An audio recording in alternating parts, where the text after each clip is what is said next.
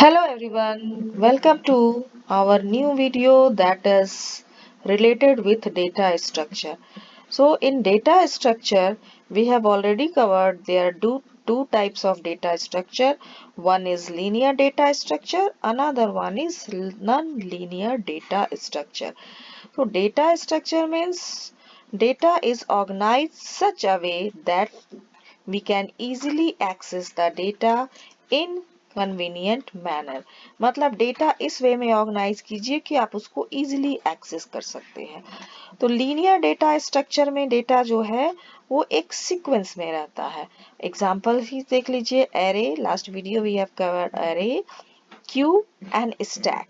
Today we will see some implementation of stack and programming in stack. Now, what is linear data structure? Linear data structure, data is arranged in linear sequence. Data items can be traversed in a single run. So, in linear data structure, elements are accessed or placed in contiguous memory location. So example array, आपने array concept को class 11th में ही cover किया है। Array क्या है? It is a contiguous area in the memory location. So array जो होता है वो डेटा सीक्वेंस में होता है। सेम स्टैक में भी डेटा सीक्वेंस में है, क्यू में भी डेटा सीक्वेंस में है। सो एक सीक्वेंस में जब डेटा को रखा जाता है तो वो लीनियर डेटा स्ट्रक्चर कहलाता है। और एग्जाम्पल में भी आप देखिएगा, that is array, queue and stack, जिसमें डेटा सीक्वेंस में है। and another type is non-linear data structure, इसमें ब्रांचेस में डेटा रहते हैं। एक ब्रांच के अंदर हायरार्की स्ट्रक्चर रहता है इसमें डेटा का। सो इसका एग्जांपल है tree, graph etcetera. Now we will come to our topic, that is stack. So stack is called last in first out collection, that is LIFO collection। जो data sequence में इसमें हम लोग डेटा रखते हैं। सपोज एग्जांपल लीजिए plates का। आपको अगर 10 प्लेट्स रखने कहा जाए तो आप सीक्वेंस में एक के ऊपर एक प्लेट्स रखते जाएंगे और आपको रिमूव करना होगा तो जो लास्ट में प्लेट रखे हैं उसको सबसे पहले आप रिमूव करेंगे। So last in first out, जो लास्ट में रखा गया है उसको सबसे पहले रिमूव करना है, that is called LIFO concept. So stack is a collection of LIFO. It means that the last thing we add or pushed is the first thing that get pulled off। मतलब push का मतलब हुआ कि data इसमें entry कर रहे हैं और पॉप का मतलब हुआ डेटा डिलीट कर रहे हैं। तो पुश ऐड करेंगे, डेटा को पुश करेंगे और पॉप वो डेटा होगा जो लास्ट में पुश हुआ है। So that is the sentence, that last thing we added is the first thing that we get pulled off। जो लास्ट में जिसको डालेंगे उसको सबसे पहले आउट करेंगे।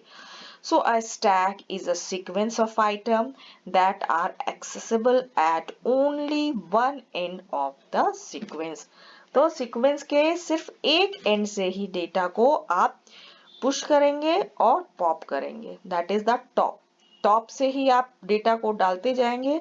या टेक एन एग्जांपल, अगर आप प्लेट्स को डाल रहे हैं तो टॉप पर ही आप प्लेट्स को रखते जाएंगे और रिमूव कर रहे हैं तो उस टॉप से ही प्लेट को आप रिमूव कर रहे हैं। सी the example books. So books को आप पहले इस बुक को रखे होंगे, उसके ऊपर ये, उसके ऊपर ये, इस तरह से रखें और जब आपको बुक्स को रिमूव करना होगा तो आप फर्स्ट वाले बुक को पहले रिमूव करेंगे, देन सेकेंड बुक को रिमूव करेंगे। Same example with the plates.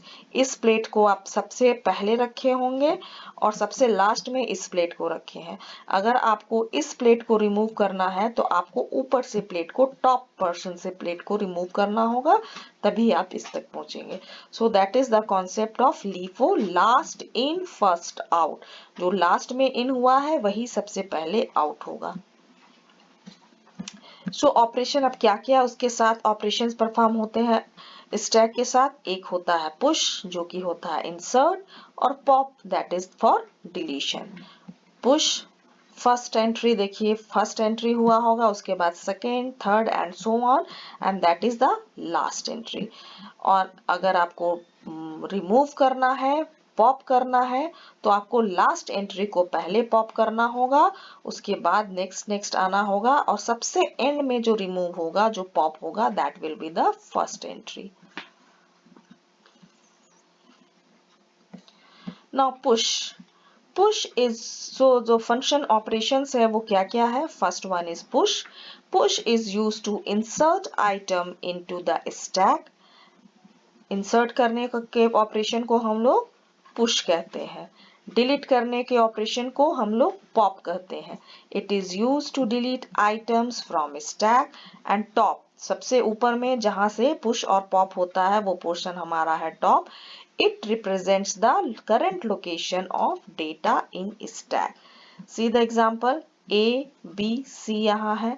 अगर आपको डी पुश करना है तो यहाँ ऊपर पोजीशन में डी होगा। ई पुश करना है तो टॉप पोजीशन डी के ऊपर ई है, ये पुश होगा। अब पॉप ऑपरेशन देखिए, ई अगर आपको पॉप करना है तो सबसे पहले ई पॉप होगा, ये पॉप होने के बाद ये इस तरह से डिस्प्ले होगा। नेक्स्ट पॉप करेंगे तो डी डिलीट होगा, और उसके बाद आपका स्ट्रक्चर इस तरह दिखेगा। सो जो लास्ट में इंसर्ट होगा, पुश होगा, वो यह वही पहले पॉप होगा। नाउ एल्गोरिथम, एल्गोरिथम, और ये एल्गोरिथम भी है, और इसको आप C++ प्रोग्राम में भी लिख सकते हैं। So insertion a, that is data, top जो आपका पोजीशन है, आइटम, और मैक्स जो मैक्सिमम है। तो if max top equal to max, then print stack overflow exit. देखिए अगर ये है ए बी सी, अगर जो बॉक्स बना है वो मैक्सिमम नंबर है, मैक्स हो गया है, तो स्टैक ओवरफ्लो जैसा मैसेज हमको देना है कि अब स्पेस, अब स्टैक ओवरफ्लो, स्टैक फुल है, तो आपको अब इसमें डेटा एंट्री आप नहीं कर सकते, आप इसमें अब आप पुश नहीं कर सकते हैं। तो इसलिए आप यहाँ पे पहले चेक करेंगे टॉप इक्वल टू मैक्स। अगर टॉप मैक्स जो है वो टॉप पर है तो स्टैक ओवरफ्लो और एग्जिट हो जाएंगे।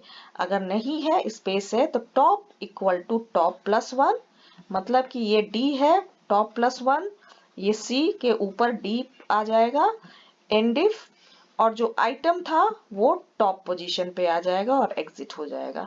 सो ये जो है वो टॉप पोजीशन पे आ गया डी, और उसके बाद एग्जिट हो जाएंगे। So this is the stack before, A B C पहले से था। इस एल्गोरिदम के थ्रू हम लोग डी इंसर्ट कर रहे हैं, और यहाँ पे डी इंसर्ट हो गया, और इसके बाद हम लोग इससे बाहर आ जाएंगे। Now the algorithm for deletion in stack. Deletion A top item, इतना हमारी जरूरत है, top equal to 0, then print stack underflow exit. Deletion के लिए अगर 0 पोजीशन पर आप हैं, टॉप आपका 0 है, मतलब स्टैक अंडरफ्लो मतलब कोई डेटा नहीं है उसके अंदर, तो आप किसे डिलीट करेंगे? सो इस तरह का मैसेज देके आप एग्जिट हो जाएंगे। और नहीं तो जो टॉप है, जो दिस इज द ए के टॉप में जो है उसको आइटम में डाल देंगे, और लूप को एंड करेंगे, और टॉप माइनस वन एक डिलीट कर देंगे, टॉप से एक माइनस वन एक डिलीट कर देंगे, और फिर एग्जिट हो जाएंगे। That is the algorithm for pop.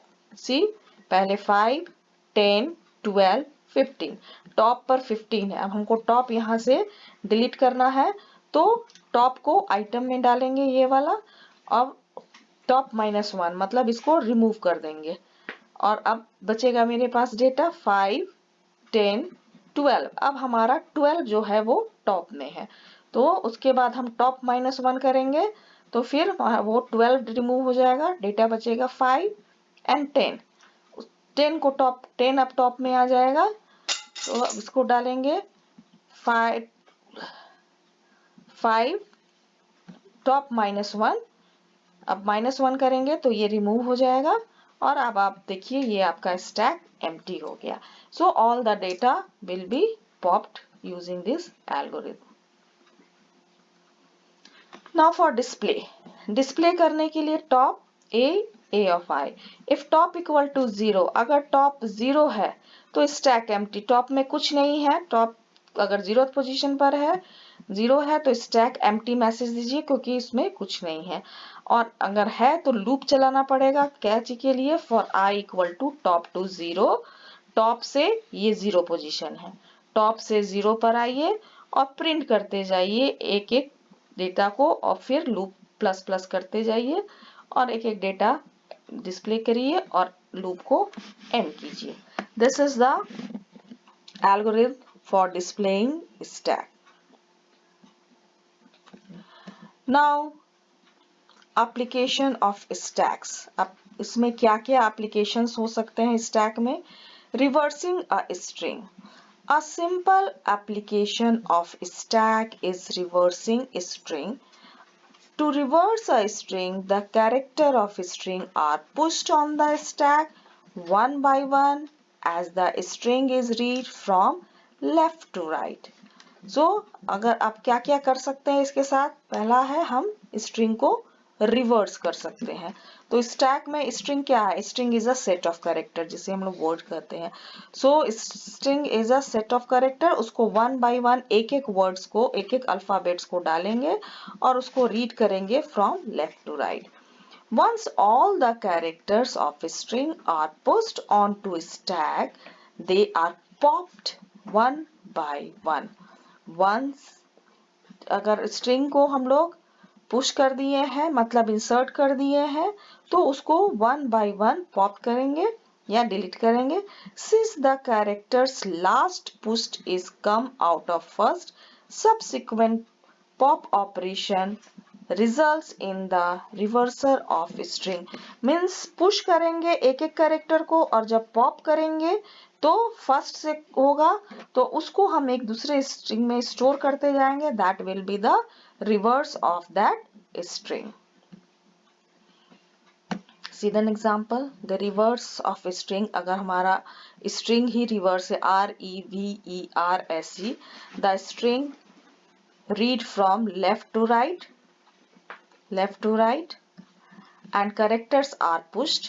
characters को push करेंगे लेकिन सबसे पहले R नीचे आएगा फिर E फिर V then E then R then S and E और टॉप में हमारा होगा E.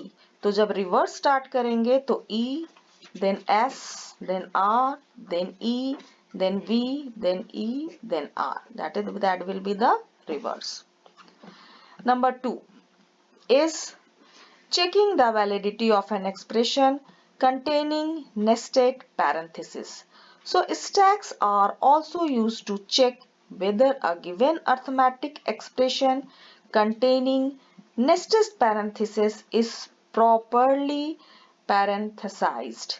The program for checking the validity of an expression verifies that for each left parenthesis, braces or bracket, there is a corresponding closing symbols and symbols are appropriately nested.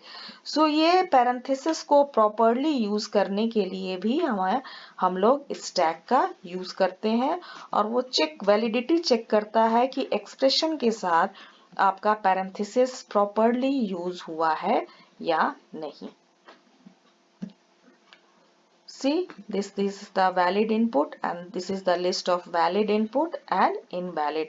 These are the list of valid inputs and these are the list for invalid inputs. Now arithmetic expression में तीन expression है. infix जो कि general way of writing arithmetic expression जिसमें आपका operator middle में होता है. प्रीफिक्स ऑपरेटर पहले होता है, पोस्टफिक्स ऑपरेटर बाद में होता है. See with the help of one example 2 plus 4 minus 1 parenthesis into 3. इसको हम लोग करेंगे तो 2 plus 4 1 minus into 3, 2 plus 4 1 minus 3 asterisk and 2 4 1 minus 3 asterisk plus.